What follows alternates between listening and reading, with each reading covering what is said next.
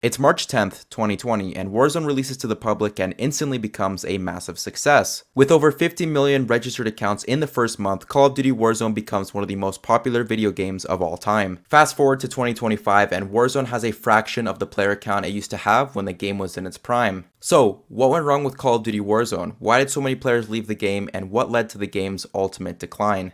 First, I think it's important we go revisit Warzone when it first came out. We were first introduced to two game modes, Battle Royale with 150 players and teams of 3, and Plunder where you'd race against other teams to reach $1 million. Warzone introduced many unique features to the Battle Royale genre, such as the Gulag where if you died, you could earn redeployment if you eliminated your opponent. Even if you still lost your Gulag, teammates could go to the buy station and buy you back. We were also introduced to custom loadouts where you could customize your gun to your playstyle. Something else that made Warzone better than Call of Duty's first attempt at a Battle Royale in Black Ops 4 was that the game wasn't behind a $80 paywall where you had to actually purchase the game in order to play Battle Royale. Not to mention crossplay wasn't even a thing, so if your buddy played on PC and you were on console, you couldn't even play with them. So that only helped Warzone's push into being one of the best Battle Royale games at the time, competing with Fortnite and Apex Legends. Now let's look at the actual gameplay of Warzone. It was played on the Modern Warfare 2019 engine, which was a perfect choice in my opinion, as this Call of Duty has one of the best movement feels in any Call of Duty in my opinion. The guns were very clean and fun to use, such as the Kilo, the AMAX, the HDR, the Kar 98, the MP5, just to name a few. Back then there wasn't a set meta, you could literally use any gun you wanted to and it would work perfectly fine. But then that all changed when Call of Duty did something drastic, and that was mixing two Call of Duty titles into one game. On November 13th, 2020, all of Cold War's weapons and operators became usable in Warzone. Now I think this is a key turning point in Warzone, as every new Call of Duty title was getting shoved into it. This led to hundreds of weapons being in the game and only 2 of them were good, and if you weren't using them, you couldn't compete. Now Activision was never quick to fix these broken metas. You literally had to suffer weeks if not months with these broken guns. During the DMR's meta, I stopped playing the game. It's just no fun getting 2-3 shot across the map from like 500, 600 meters away. And when that meta's done, Activision just goes and breaks another 2 guns, and that's the meta for the next few weeks and months. There's also a big issue I haven't touched on yet, and that is the hacking situation. Since day one on Verdansk, I've been running into cheaters, and Activision has been really bad at controlling them. An example, I was playing MW3 Warzone last year and I was running into people that were the max rank and they were cheating. Like, how can you go through all these ranks and not be banned yet? Eventually we did get the Ricochet anti-cheat, but by then a lot of people had left the game, and being so for real, Ricochet didn't really solve much. There was also some side issues going on with the original Warzone as well, such as controversial skins such as the Rose one or the overpowered stim glitch, which took them a very long time to fix because they were too busy adding $20 anime bundles in the stores. Now I think another key turning point in Warzone's history is the introduction of Warzone 2. On November 16th, 2022, the original Warzone servers shut down and we were introduced to Warzone 2. As soon as I got to play Warzone 2, it seemed like Activision took 1 step forward and 3 steps backwards, and let me explain. All the features that were actually good about Warzone 1, they just went ahead and completely removed them. For example, you couldn't even buy your loadout at the buy station. You can only get the separate guns, so any perks or anything that's unique to the loadout you couldn't even get your hands on. You also only started with 2 plates, so you actually had to go ahead and find a 3-plate armor vest, which in my opinion is a stupid idea. Some other small things included no sprinting while plating, and also the backpack system. I honestly didn't mind it just felt like you're playing Apex. Another big thing that happened with Warzone 2 was the fact that none of the stuff that you earned in the original Warzone was usable, so that means any bundles you spent money on, anything you grinded for, you just couldn't use anymore. This caused many players to leave the game, as all the stuff they grinded so hard for just completely went down the gutter. The gameplay and feel of the OG Warzone was gone, as it was a completely new engine on MW2 and a lot of people just weren't having it. However, the biggest issue isn't even any of the things I just mentioned. I think the biggest issue was the fact that there was no resurgence mode or any resurgence maps at launch. Because I'd say past 2021, Warzone's main game mode was resurgence. Everyone loved that fast pace and you could just drop in, get multiple kills and not worry about being stuck spectating your teammates for 20 minutes. And by not having it at the start of the game's life cycle, Warzone's player count hit an all-time low. Eventually we did get a resurgence map for Warzone 2, and guess how long it took them to add it? Only 4 months. I'd say the good things that came out of Warzone 2 was you could actually play a separate ranked game mode for Warzone. as well as we had some map rotation with Vondel and Ashika Island, and you could also go play Al Mazrah if you wanted to. So the resurgence maps that were added into Warzone 2 set the foundation for, in my opinion, was a redemption period in Warzone's lifecycle. On November 10th, 2023, we were introduced to Modern Warfare 3 Warzone, or otherwise known as Warzone 3. I still remember my first day playing MW3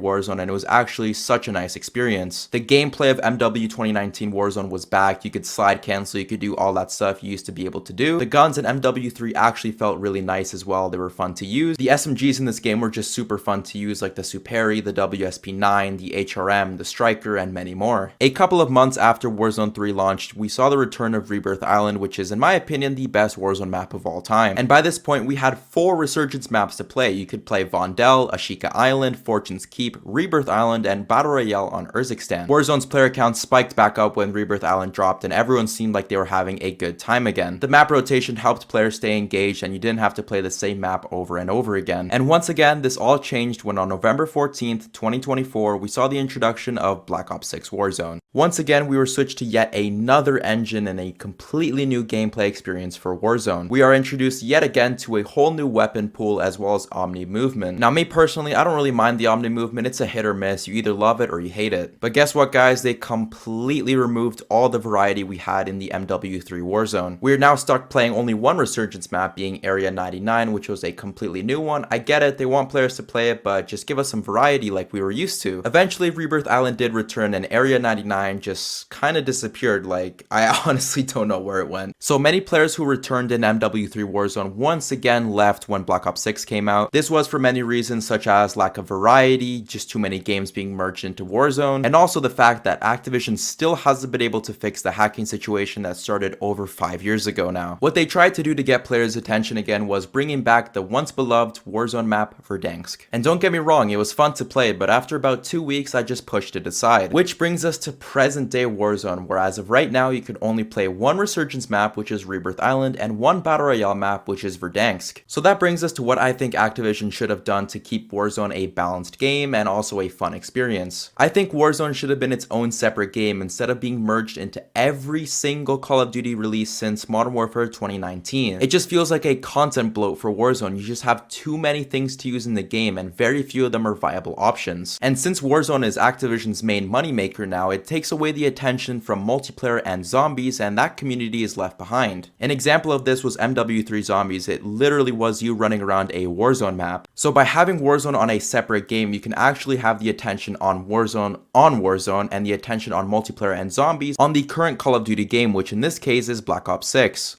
So all in all, what actually happened to Warzone? Honestly, I think it was a mix of too much content, poor balancing, cheaters, and lack of developer action. I'm just hoping whatever Activision has in store for us for Black Ops 7 Warzone will actually be good and not a terrible experience. I want to hear from you guys now. Let me know what you think of Warzone. Do you really think it fell off this hard, or if you still play it, or if you don't, please let me know anything you want to share in the comments. And if you went on to enjoy this video, leave a like and consider subscribing. And yeah guys, I'll catch you in the next one.